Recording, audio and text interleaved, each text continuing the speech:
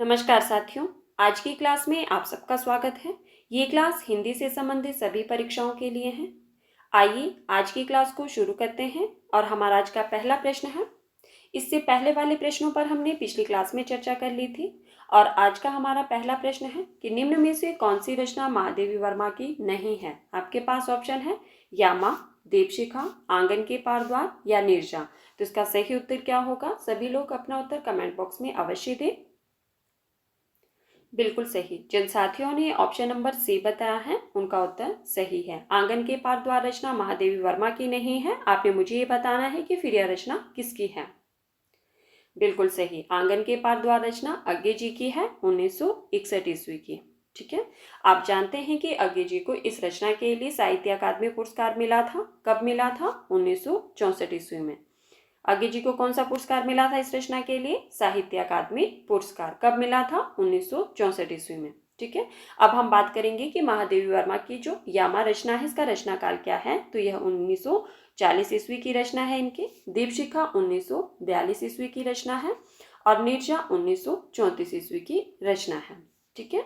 हमारा अगला प्रश्न है, खड़ी बोली में प्रथम महाकाव्य प्रिय प्रवास के रचयिता हैं। आपके पास ऑप्शन है भारतेंदु हरिचंद, अयोध्या सिंह उपाध्याय हरिओं, माखनलाल चतुर्वेदी या केशव दास। तो इसका सही उत्तर क्या होगा?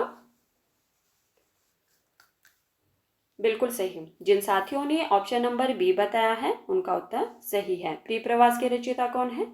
अयोध्या सिंह उपाध्याय हरिओं की रचना है और इसका रचना काल क्या माना जाता है?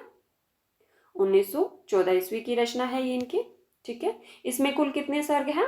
तो इसमें कुल 17 सर्ग हैं। कई बार परीक्षा में प्रश्न पूछा जाता है कि प्रिय प्रवास में कुल कितने सर्ग हैं? तो 17 सर्ग हैं। हमने ये भी पढ़ा था कि प्रिय प्रवास में जो है वो किस रस की प्रधानता है। चलिए बताइए, प्रिय प्रवास में किस रस की प्रधानता है? बिल्कुल सही, श्रृंगार और करुण रस की प्रधानता है। और प्रिय प्रवास का सर्वप्रथम नाम क्या था? ये भी मैंने आपको बताया था। प्रिय प्रवास का सर्वप्रथम नाम था ब्रजांगना विलाप। ठीक है। हमारा अगला प्रश्न है, निम्न में से व्यंग्यकार नहीं है। आपके पास ऑप्शन है रविंद्रनाथ त्यागी, अज्ञे, लतीफ गोंगी या हरिशंकर प्रसाई। तो इसका सही उत्तर क्या होगा? नहीं, प्रश्न को ध्यान से सुनिए। प्रश्न में पूछा है कि निम्न में से व्यंग्यकार नहीं है। नहीं शब्द का यूज किया गया है। बिल्कुल सही। जिन साथियों ने ऑप्शन नंबर बी बताया है उनका उत्तर सही है। अज्ञे जी जो है वो व्यंग्यकार नहीं है, बाकी ये तीनों जो है वो व्यंग्यकार लेखक है। हमारा अगला प्रश्न है, देवेंद्र सत्यार्थी संस्मरण का नाम है। आपके पास ऑप्शन है माटी की मूर्ति, अतीत के चलचित्र, रेखाएं बोल उठी या दीप जले शंख बजे। तो इसका सही उत्तर क्या होगा? आपको देवेंद्र सत्यार्थी के संस्मरण का नाम बताना है। बताइए इसका सही उत्तर क्या होगा? बिल्कुल सही। जिन साथियों ने ऑप्शन नंबर सी बताया है उनका उत्तर सही है। क्या नाम है? रेखाएं बोल उठी। ठीक है। संस्मरण और रेखा चित्र को अलग अलग करना बहुत मुश्किल होता है। कहीं कहीं आपको देखने को मिलेगा कि रेखाएं बोल उठी है, यह तो एक रेखा चित्र है। तो आपने इस बात को ध्यान रखना है। ठीक है। रेखाएं बोल उठी देवेंद्र सत्यार्थी का है, पर इसका रचनाकाल क्या माना जाता है? तो 1949 ईस्वी। ठीक है। अब हम बात करेंगे कि माटी की मूर्ति, इसके रचनाकार कौन है और किस विधा की रचना है, ये भी आपको पता होना चाहिए। बताइए। बिल्कुल सही। माटी की मूर्ति रामवृक्ष बेनीपुरी का है, रेखा चित्र। ठीक है। रेखा चित्र विधा की रचना है और 1946 ईस्वी का रचनाकाल है। अतीत के चलचित्र महादेवी वर्मा का है, 1941 ईस्वी का। ठीक है। और दीप जले शंख बजे किसकी रचना है ये? बिल्कुल सही, कन्हैयालाल मिश्र प्रभाकर, 1957 ईस्वी इसका समय माना जाता है। हमारा अगला प्रश्न है, विष्णुकांत शास्त्री की प्रसिद्ध गद्य काव्य कृति का नाम है। आपके पास ऑप्शन है पूजा की पोथी, शुभ्रा, कुछ चंदन के कुछ कपूर, दोपहरिया के फूल। तो इसका सही उत्तर क्या होगा? विष्णुकांत शास्त्री की प्रसिद्ध गद्य काव्य कृति का नाम बताना है आपको। बताइए इसका सही उत्तर क्या होगा? बिल्कुल सही। जिन साथियों ने ऑप्शन नंबर सी बताया है उनका उत्तर सही है। विष्णुकांत शास्त्री की प्रसिद्ध गद्य काव्य कृति का नाम है कुछ चंदन के, कुछ कपूर। ठीक है, अब हम बात करेंगे कि पूजा की पोथी, इसके रचनाकार कौन है? बताइए। पूजा की पोथी, पूजा की पोथी जो है वो पूरनचंद जोशी की रचना है। शुभ्रा श्री प्रकाश जी की है। ठीक है, और दोपहरिया के फूल जयशंकर प्रसाद जी की रचना है। हमारा अगला प्रश्न है, निम्न में से कौन सी कृति जीवनी विधा से संबंधित नहीं है? आपके पास ऑप्शन है 84 वैष्णव की वार्ता, बसेरे से दूर, भक्तमाल होगा यहाँ पे, और मालवी जी के 30 दिन। तो इसका सही उत्तर क्या होगा? कौन सी कृति जीवनी विधा से संबंधित नहीं है उसका चयन करना है। ऑप्शन में है 84 वैष्णवन की वार्ता, बसेरे से दूर, भक्तमाल, मालवी जी के 30 दिन। तो इसका सही उत्तर क्या होगा? आपके मन में आना चाहिए क्योंकि हमने पढ़ा था। बिल्कुल सही। तो जिन साथियों ने ऑप्शन नंबर बी बताया है उनका उत्तर सही है। बसेरे से दूर आत्मकथा विधा की रचना है। हमने पढ़ा था ना कि हरिवंश राय जी की आत्मकथा जो है वो 4 खंडों में विभाजित है।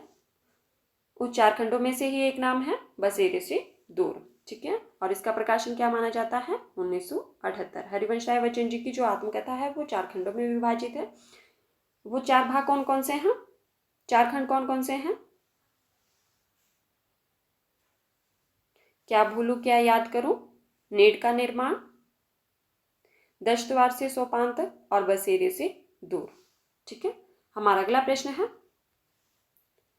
निम्न में से कौन सा समूह आचार्य हजारी प्रसाद द्विवेदी के उपन्यासों को दर्शाता है? आपके पास ऑप्शन है अप्सरा, अलका, प्रभावती, निरुपमा।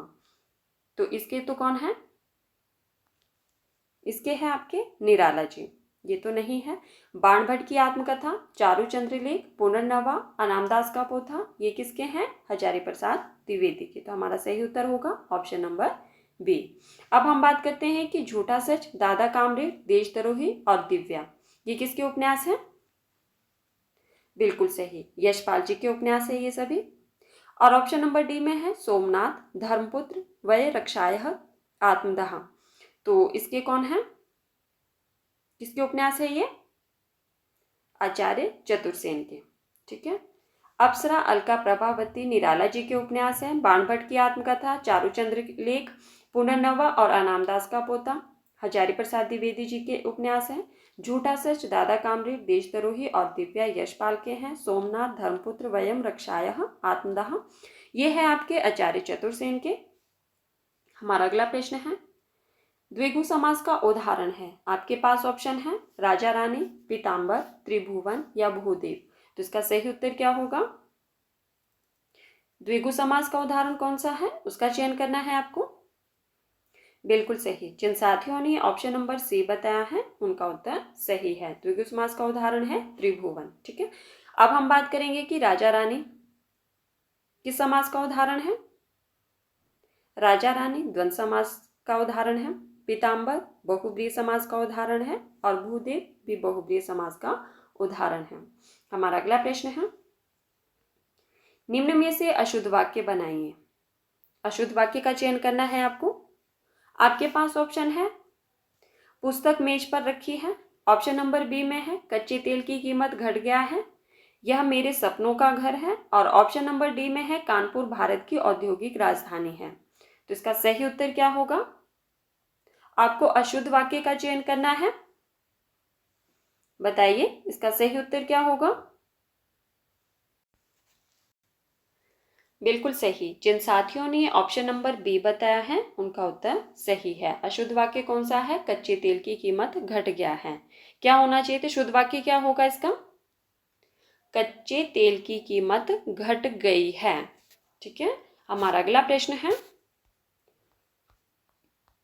साथियों जिन्होंने अभी तक वीडियो को लाइक नहीं किया है प्लीज़ वीडियो को लाइक कर देना, और जिन्होंने अभी तक वीडियो को शेयर नहीं किया है प्लीज़ वीडियो को भी शेयर कर देना।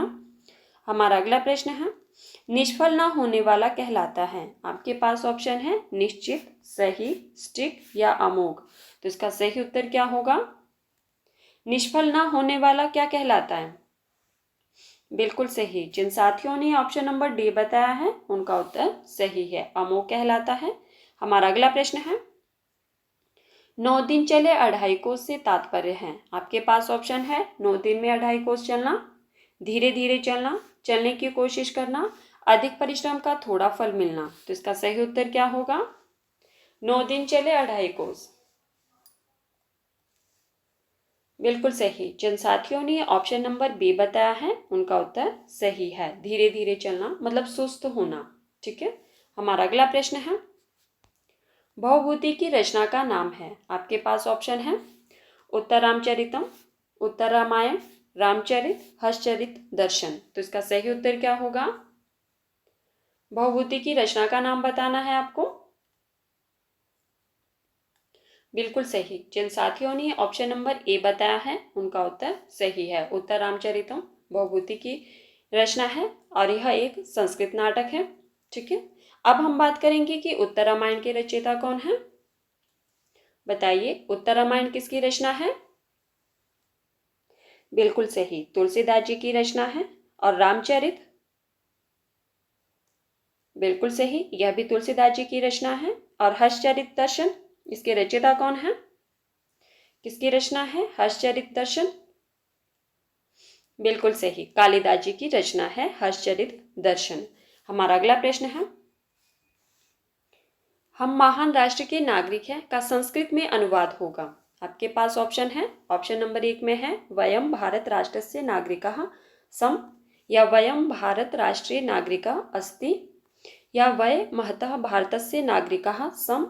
ऑप्शन नंबर डी में है वयम महतः राष्ट्रस्य नागरिकाः सम। तो इसका सही उत्तर क्या होगा? आपको अनुवाद करना है कि हम महान राष्ट्र के नागरिक हैं। संस्कृत में अनुवाद करना है आपको। बताइए इसका सही उत्तर क्या होगा? बिल्कुल सही। जिन साथियों ने ऑप्शन नंबर डी बताया है उनका उत्तर सही है। हम महान राष्ट्र के नागरिक हैं, इसका संस्कृत में अनुवाद होगा वयम महतः राष्ट्रस्य नागरिकाः सम। ठीक है। हमारा अगला प्रश्न है, प्रेम वाटिका नामक ग्रंथ रचित है। आपके पास ऑप्शन है रसखान द्वारा, रहीम द्वारा, नंददास द्वारा, या मीराबाई द्वारा। तो इसका सही उत्तर क्या होगा? प्रेम वाटिका नामक ग्रंथ, इसके रचयिता कौन है? बताइए इसका सही उत्तर क्या होगा? बिल्कुल सही। जिन साथियों ने ऑप्शन नंबर ए बताया है उनका उत्तर सही है। प्रेम वाटिका के रचयिता कौन है? तो ये रसखान द्वारा रचित है। ठीक है। और भगवान कृष्ण की लीलाओं पर केंद्रित है ये रचना। हमारा अगला प्रश्न है, निम्नलिखित में से कौन सा शब्द कमल का पर्यायवाची नहीं है? आपके पास ऑप्शन है अरविंद, शतदल, सरसिज, या अमीय। तो इसका सही उत्तर क्या होगा? कमल का पर्यायवाची शब्द कौन सा नहीं है उसका चयन करना है। आप लोग प्रश्न को ध्यान से सुनिए, उसके बाद ही अपने उत्तर दीजिए। नहीं शब्द का खासकर ध्यान रखना है आपको। बिल्कुल सही। जिन साथियों ने ऑप्शन नंबर डी बताया है उनका उत्तर सही है। अमी कमल का पर्यायवाची शब्द नहीं है। किसका पर्यायवाची शब्द है ये? अमृत का। ठीक है। किसका है? अमृत का। हमारा अगला प्रश्न है, ज्ञानाश्री शाखा के प्रमुख कवि हैं। आपके पास ऑप्शन है रैदास, कबीरदास, गुरु नानक, या तुलसीदास। तो इसका सही उत्तर क्या होगा?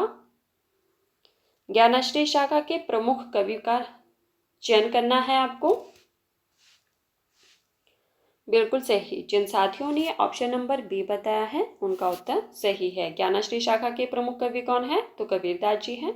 इनके मूल ग्रंथ का नाम क्या था? बताइए, कबीरदास जी के मूल ग्रंथ का नाम क्या था? बिल्कुल सही, बीजक। ठीक है। उसके कुल कितने भाग थे? 3 भाग थे। तीनों भागों के नाम बताइए। साखी, सबद और रमिनी। बिल्कुल सही। हमारा अगला प्रश्न है, निम्नलिखित में से कौन सा नाटक जयशंकर प्रसाद द्वारा रचित है? आपके पास ऑप्शन है ध्रुव स्वामिनी, कृष्ण अर्जुन युद्ध, रुक्मणी परिणय, या प्रेमलोक। तो इसका सही उत्तर क्या होगा? कौन सा नाटक जयशंकर प्रसाद द्वारा रचित है उसका चयन करना है। बिल्कुल सही। जिन साथियों ने ऑप्शन नंबर ए बताया है उनका उत्तर सही है। ध्रुव स्वामिनी जयशंकर प्रसाद द्वारा रचित है और यह इनका अंतिम नाटक माना जाता है। और इसका समय क्या माना जाता है? 1933 ईस्वी।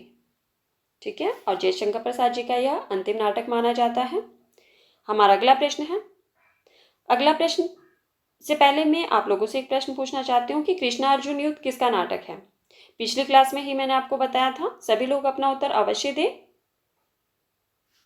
अगला प्रश्न है हमारा, निम्नलिखित में से कौन सा तत्सम रूप है? आपके पास ऑप्शन है अंधकार, अंधियारा, अंधेरा या रात। तो इसका सही उत्तर क्या होगा? तत्सम रूप कौन सा है उसका चयन करना है आपको। बताइए। बिल्कुल सही। जिन साथियों ने ऑप्शन नंबर ए बताया है उनका उत्तर सही है, अंधकार। ठीक है। हमारा अगला प्रश्न है, अयोध्या सिंह उपाध्याय हरिओद द्वारा लिखित काव्य ग्रंथ है तो कौन सा है? आपके पास ऑप्शन है कनुप्रिया, पथिक, चोखे चोपते या वासवदत्ता। तो इसका सही उत्तर क्या होगा? अयोध्या सिंह उपाध्याय हरिओद द्वारा लिखित काव्य ग्रंथ का नाम बताना है आपको। साथियों, जिन्होंने अभी तक वीडियो को लाइक नहीं किया है प्लीज़ वीडियो को लाइक कर दो, और जिन्होंने अभी तक वीडियो को शेयर नहीं किया है प्लीज़ वीडियो को भी ज़्यादा से ज़्यादा शेयर कर दीजिए। बिल्कुल सही। जिन साथियों ने ऑप्शन नंबर सी बताया है उनका उत्तर सही है। कौन सा ग्रंथ है उनके द्वारा? चोखे चोपते। अब हम बात करते हैं कि कनुप्रिया, इसके रचयिता कौन है? बताइए। कनुप्रिया, इसके रचयिता का नाम बताइए। बिल्कुल सही, धर्मवीर भारती जी की रचना है कनुप्रिया। और पथिक, पथिक के रचयिता कौन है? बिल्कुल सही, राम नरेश त्रिपाठी की रचना है पथिक। और वासवदत्ता, वासवदत्ता जो है वो सुबंधु की रचना है। ठीक है। और यह एक संस्कृत नाटक है। वासवदत्ता एक संस्कृत नाटक है और इसके रचयिता जो है वो सुबंधु है। ठीक है। हमारा अगला प्रश्न है, अज्ञे की रचना है। आपके पास ऑप्शन है कुरुक्षेत्र, हुंकार, पवनदूत या हरिघास पर क्षण भर। तो इसका सही उत्तर क्या होगा? अज्ञे की रचना का नाम बताना है आपको। बिल्कुल सही। जिन साथियों ने ऑप्शन नंबर डी बताया है उनका उत्तर सही है, हरिघास पर क्षण भर अज्ञे जी की रचना है। अब हम बात करेंगे कि कुरुक्षेत्र किसकी रचना है। बताइए, कुरुक्षेत्र किसकी रचना है? बिल्कुल सही, कुरुक्षेत्र किसकी है? रामधारी सिंह दिनकर की है। और हुंकार, बताइए, हुंकार की रचयिता कौन है? बिल्कुल सही, हुंकार भी रामधारी सिंह दिनकर की रचना है। और आज का होमवर्क है आप लोगों के लिए कि पवनदूत के रचनाकार कौन है। सभी लोग मुझे कमेंट करके जरूर बताना पवनदूत के रचयिता कौन है। हमारा अगला प्रश्न है, अशोक के फूल निबंध रचित है। आपके पास ऑप्शन है कि किसके द्वारा रचित है? महादेवी वर्मा द्वारा, डॉक्टर हजारी प्रसाद द्विवेदी द्वारा, रामधारी सिंह दिनकर द्वारा या नागार्जुन द्वारा। तो इसका सही उत्तर क्या होगा? अशोक के फूल जो कि निबंध विधा की रचना है, इसके रचयिता कौन है? शाबाश, बताइए।